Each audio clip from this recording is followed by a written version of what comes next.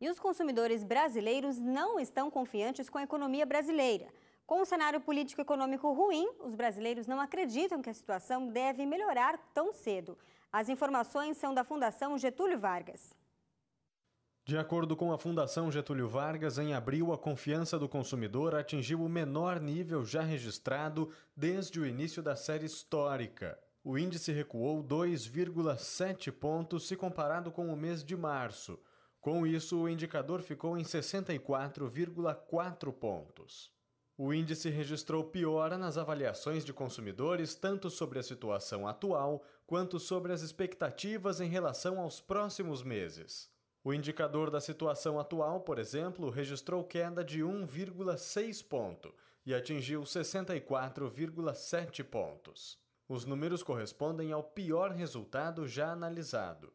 Com relação às perspectivas, o índice das expectativas recuou 3,2 pontos e ficou em 65,8 pontos. Em nota, a Coordenadoria da Sondagem do Consumidor da Fundação Getúlio Vargas afirmou que os números são reflexo da extrema insatisfação com o momento presente, resultado de um cenário econômico e político que parece difícil de ser resolvido rapidamente.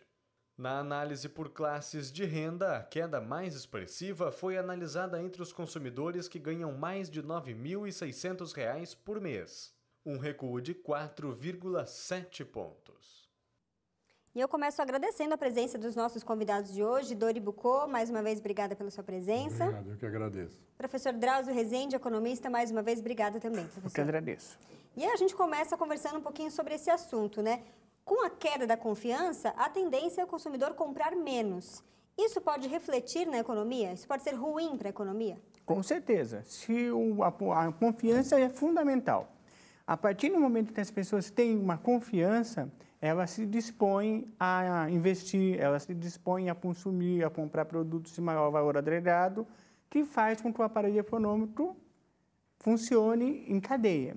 Se as pessoas têm pouca confiança, se elas estão inseguras, que é o caso que está acontecendo agora, elas puxam o freio nos gastos porque elas acham que poderiam precisar desse dinheiro para uma emergência. Então, melhor não consumir. Tá certo. E o índice das expectativas, né, que trata aí das esperanças do consumidor quanto ao mercado, também registrou um recuo, professor. Na sua opinião, o cenário econômico pode melhorar num curto prazo? Gabi, como a gente já tem conversado aqui no jornal, as expectativas da economia estão muito relacionadas com a política. Se a sintonia política mostrar que o ambiente vai desanuviar, que há uma perspectiva de alterações político-econômicas, a tendência é que possa melhorar. Mas e como o estrago econômico promovido pelo atual governo foi muito grande, isso não vai ter uma melhoria significativa, substancial, antes do segundo semestre de 2017, tá?